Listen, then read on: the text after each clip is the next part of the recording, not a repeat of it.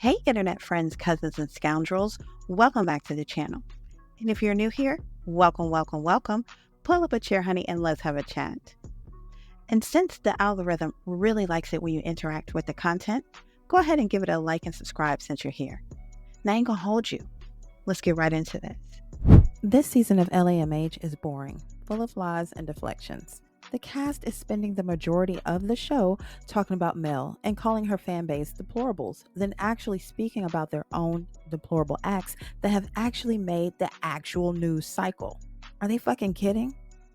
The theme is the Melometers, and the sad part about making Mel's fan base a scapegoat is that the Melometers are the one who actually heavily support the show. This quote, deplorable fan base is why they're still on TV and eating. Stop the cap. This shit is annoying and lame. And all of the cast members, minus Mel, the Fletchers, Moses, and Sonny, all have active court cases.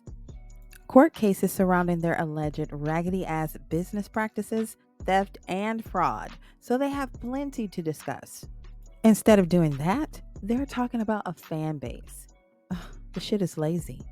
Not to mention, the very fan base that Marceau thought wouldn't make a difference if they stopped supporting the show is making a difference week after week as the ratings continue to drop. Y'all didn't really think this through, did y'all? And if Carlos cooked up this scheme in an effort to ice Mel out, and the other cast members thought this was a good idea, then they are dumb as fuck, because they should know by now that they don't have a fan base or the on-screen draw to make people watch this show. And the numbers are reflecting that. This was a disastrous plan. And the tea is, if Carlos cooked this shit up, he played the entire cast. Ugh. If nothing else, Carlos knows full well that Mel is the draw for the show. Hell, he didn't set up a roadshow podcast with any other cast member from the show, whether alone or ensemble. And that alone should have told this cast that he doesn't believe they can pull a crowd. Catch that tea, all right? Can I speak plainly? Let's just be for real. Carlos doesn't believe that the rest of this cast is a draw, right? He knows they are not the show. The thing is, Carlos isn't letting the cast in on the secret that transparency is the key to winning people's support and likability in the realm of reality TV. Being honest and open, like Mel and Martell were in the earlier seasons, is what made people tune in. People tuned in for their honesty and transparency. So everyone on this show had a choice. Be transparent or be fake. And unfortunately for this cast, the fake shit is showing and it's making them all look dumb. In my opinion, the reason why people never took to Tisha is because of Marceau. Marceau stood in the way of letting his wife shine. So majority of the LAMH audience is women, right? It just is. And the audience of this show tends to rally behind women who they feel are being treated poorly by their spouses or other castmates. People could see that Tisha was being treated poorly by Marceau. Okay? He belittles her. He diminishes her. He invalidates her. He makes jokes at her expense. And none of the shit was funny to the viewers by and large, right? Nobody liked to see it. And Tisha was actually real at first. She was showing her real feelings on screen. And that is because I believe she kind of lost the cameras. She would just become unaware of them. And honestly, Mel and Martell would do that too. And that just made for really good TV because we were able to see what they were all feeling right in that moment. There wasn't any acting.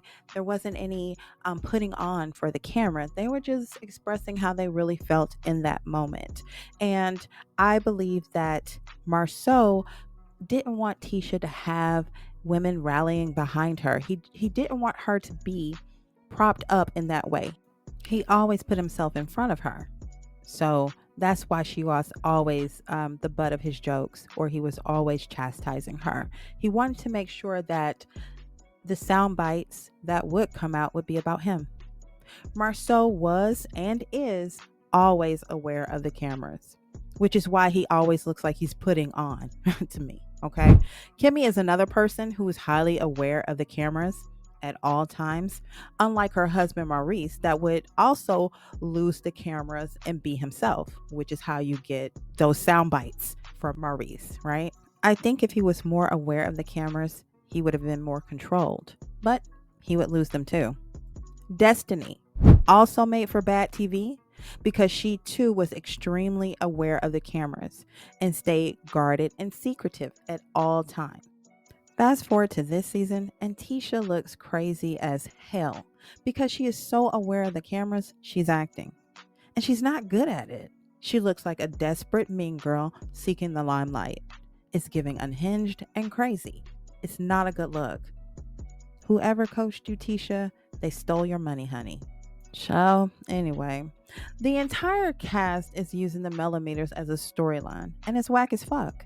Especially since Stormy can literally talk about the lawsuits for non-payments to vendors and why that shit keeps happening, especially since she's making a ton of money on TikTok. And the Scotts 1.0 can give the audience an inside scoop on the case with Zen Gardens and why they're being sued and how that shit occurred, you know? Even Destiny, she can talk about the real reason why her ex-husband filed for a divorce merely weeks after their son was born. Shit, this bitch is showing more emotion and concern for Moses, a man that she was just casually dating versus a man that she decided to marry. We've never seen her express tears over the demise of her marriage, yet she's boo-hooing and cornering another woman's husband for closure. Girl, boo. Make the shit make sense. This is just shaping up to be a season of lazy digs and nonsensical fuckery. This is not good TV. And since I am on the topic of what makes for good TV, another thing that has always plagued this show is the raggedy ass editing. I feel like Carlos has a bunch of unpaid college interns working on the editing for this show because it is hella disjointed. We now know that Carlos doesn't pay the on-camera talent well, according to Winter Harris from another Love and Marriage franchise. So, I'm inclined to believe that he is also just as cheap with the production crew. Shit, why wouldn't I think that? It wouldn't surprise me if most of the production staff was unpaid interns. That just wouldn't surprise me at this point. The editing done on the show usually cuts the context from the conversation. I mean, they cut out whole scenes that are a part of the teasers. Like, what the fuck? Who is reviewing the finished product? You would think that if I'm teasing a clip at the end of the episode for next week's show, the teasers would be in the footage aired. Nope, not for this show. And it's not just this season. This shit is a constant. So if you actually want to know, the full context of what the fuck you just watched, you would actually need to watch YouTube commentary or get in the Facebook groups or read other blogs because you won't know just from watching the show. Makes absolutely no sense. I've never seen a show like this before. Anywho, back to this tired ass season. If Carlos has managed to convince the cast into making the viewers their main storyline and their supposed boogeyman, rather than acknowledging that the Madison County Courthouse is their real nemesis, then they're more stupid than I thought. Marceau and Tisha going to fake war with the millimeters instead of reining in Wanda is a misuse of focused energy. Tisha's mama is directly tied to them and their children. This woman is their children's grandmother, and she goes on the internet with her full face showing drunk and spewing incoherent obscenities damn near on a nightly basis. How unsettling. The internet is forever, and Tisha could care less how her own family member, her mama, the grandmother to her children, is behaving in front of the world. Now see, Marceau can just disconnect himself and simply say, that ain't my mama online. And this is why I say he doesn't protect Tisha or his kids, because he would tell Tisha this is not a good look, right? And together they would talk to Wanda and tell her to stop. You don't even have to like Mel, right? Let's just take Mel out, right? Wanda is still drunk, online, cussing and acting a goddamn fool. Ain't no way. I wouldn't want my mama online, embarrassing herself and our family. I wouldn't want that. And that's how you know the priorities are fucked up in the Scott household, right? Let me hit you with something. Fame is more important than how they are showing up for their kids. See how that shoe fits? Isn't that what y'all like to say about Mel? But what y'all can never say is that Mel's mother is drunk and babbling online. You can't say that. You can't say that Marcus is posting the Scott's 1.0 youngest daughter on his social media pages. You know why you can't say that? Because you won't see it. Not ever. Not yesterday. Not today. Not tomorrow.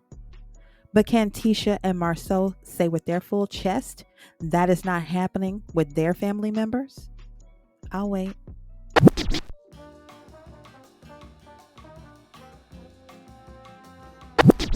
Hell no, you can't say it. You can't find it because it doesn't exist.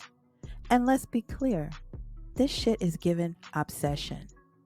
So while you are worried about 600,000 strangers that Mel doesn't know and who are grown, Tisha and Marceau, you have 2 family members that you can reach out and touch and make them stop. Not stop in the name of Mel. That would be nice. But stop in the name of your business reputation. Stop in the name of your children. Because let's be clear, that's who's ultimately going to be affected by your mama, Tisha, and your brother, Marceau. In my opinion, Tisha is following Marceau's lead, and she should snap out of it and ask Marceau why he is so obsessed and focused on Mel. That's really what should happen here. She should really get to the bottom of that. Marceau has convinced Tisha that his obsession with Mel is their obsession with Mel. And since Tisha's now obsessed, so is her mammy. Ain't that some shit? Fuck. That's one hell of a mind fuck when your man got you obsessing over a woman he is obsessed about. Damn. Call 911. 911, what's your emergency? Again, thank you for watching. Don't forget to like and subscribe. And until next time, bet you know now.